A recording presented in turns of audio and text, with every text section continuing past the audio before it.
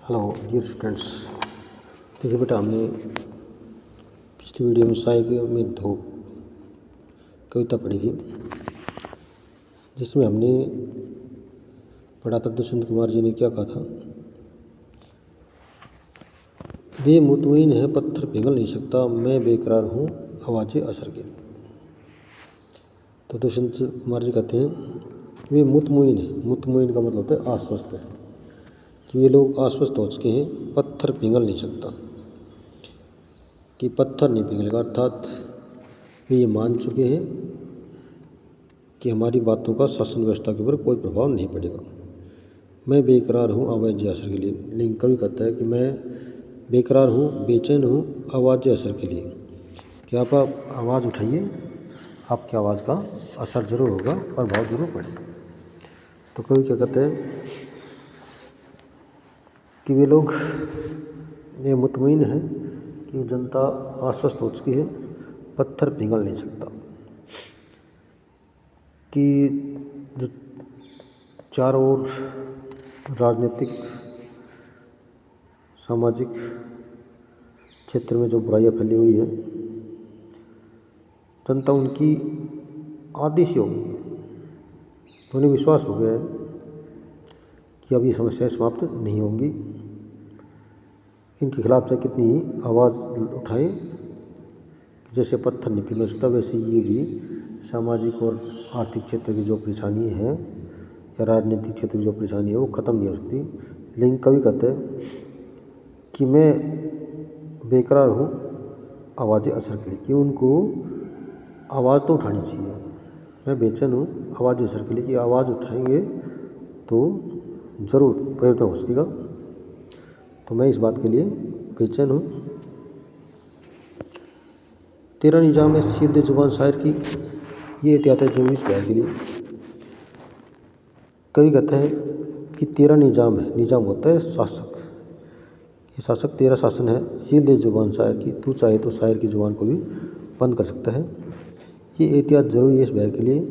कहते हैं जैसे छंद के लिए बंधन की आवश्यकता होती है, ऐसे ही ये एहतियात होती है, ये सावधानी बरतनी भी ज़रूरी है इस बहर के लिए। इस तरह की शासन व्यवस्था को चलाने के लिए इस प्रकार के जो माहौल है क्रिएट करना, पैदा करना भी आपकी मजबूरी है। इस तरह की सावधानी बरतनी भी पड़ती है। क्या कहते कवि, तू चाहे तो जनता जब सामाजिक और आर्थिक या राजनीतिक जो भ्रष्टाचार है, अत्याचार है, अन्याय है, उसके खिलाफ आवाज़ उठाने की कोशिश करेगी, तो कवि कहते हैं, शायर कहता है कि तू चाहे तो, तू से मतलब सरकार से कहता है कि सरकार चाहे तो उन लोगों की आवाज़ को भी सील सकती है।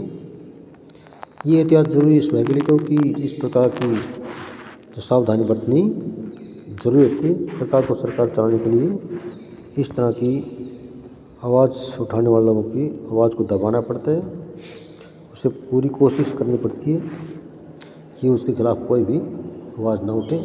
तो ये तो उनका काम है, वो करेंगे। कभी कहते हैं कि सरकार चाहे तो शायर की ज़ुबान को भी छीन सकती है, क्योंकि शासन चलाने के लिए इस प्रकार की सावधानी बरतनी जरूरी है। जैसे छंद के लिए बंधन की आवश्यकता होती है, जैसे छंद के लिए बंधन की जरूर आवश्यकता होती है, वैसे ही सरकार को सरकार चलाने के लिए इस तरह की शासन व्यवस्था लाना बहुत जरूरी है। जिए तो अपने बगीचे में गुलमोहर के तले, मरे तो गैर गलियों में गुलमोहर के तले। कवि कहता है कि जिए तो, यदि हम जिंदा रहें तो अपने बगीचे के गुलमोहर के तले, अपने बगीचे से मतलब है अपने घर में, अपने देश में, अपने बड़े बुजुर्गों के बीच में ही जिए तो अपने बगीचे में। अपना बगीचा से मतलब है जहाँ अपना घर हो, अपना देश हो, अपने बड़े बुजुर्ग हो, तो कहते हैं उनके बीच में जिए। मरे तो गैर गलियों में गुलमोहर के लिए, और यदि मरना ही पड़े तो दूसरों की गलियों में, दूसरों के लोगों के लिए गुलमोहर के तले उनकी सहायता करते हैं, उनकी रक्षा करते हैं अपने प्राण त्यागे, उनके अधिकारों की गुलमोहर की रक्षा करते हुए अपने प्राण त्यागे तो बेहतर होगा। तो कभी कहते हैं यदि हम जिए तो अपने ही बगीचे से मतलब अपने घर में, अपने परिवार में, अपने बुजुर्गों के के बीच रहें और यदि मरे तो दूसरों की भलाई करते हुए उनके गुलमोहर रूप के अधिकार करते हुए प्राण त्यागे, ऐसी कवि की कामना है। देखिए बेटा, हमने अपनी कविता साए में धूप पूरी कर ली है, जिसमें दुष्यंत कुमार जी का इशारा जो सामाजिक और राजनीतिक अव्यवस्था फैली हुई थी उससे जो आम आदमी की इच्छा कोई शेर के माध्यम से कवि ने व्यक्त किया कि जिस प्रकार से राजनीतिक और सामाजिक व्यवस्था फैली हुई है तो उससे आम आदमी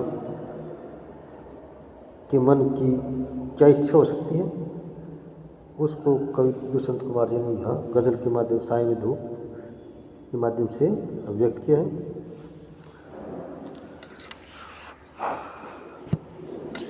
तो आज की इस वीडियो में इतना ही, बाकी कल पढ़ेंगे हम अक महादेवी हे मेरे जो के फूल जैसे ईश्वर हे बुक मरमचक। तब तक के लिए आपका दिन शुभ हो। Thanks, have a nice day बेटा। इस कविता के प्रश्नों को भी साथ साथ याद कर लेंगे, सलाह भी याद कर लेंगे, उसके जो प्रश्न अभ्यास के विभाग के वो भी याद कर लेने हैं, क्योंकि रिवीजन कार्य चल रहा है। तो रिवीजन में ये नहीं है कि मैंने केवल यहाँ से आपको सलाह करवाई, वो सलाह थी पढ़ के आपने बस काम चला लिया, ना ना, कंप्लीट रिवीजन करना है आपको। इस कविता के जितने भी MCQ टाइप के प्रश्न थे वो भी, इसके जो अभ्यास के प्रश्न वो भी, तमाम जो है ना तैयारियाँ आपको करनी है, को पेंडिंग नहीं छोड़ना है। बाकी नेक्स्ट हम कल की वीडियो में करेंगे। तो इसके जितने भी यहाँ पर शेर हमने पढ़े उनसे कुछ ना कुछ प्रश्न जरूर बनते हैं। जैसे कवि ने कहाँ जीवन जीने की बात की है, तो जैसे उत्तर हो गया अपने लोगों के बीच में, अपने घर के लोगों के बीच में, अपने बुजुर्गों के बीच में रहने की या जीवन जीने की बात कही है। इस तरह से प्रश्न बना के देख लेना है। Thanks, have a nice day.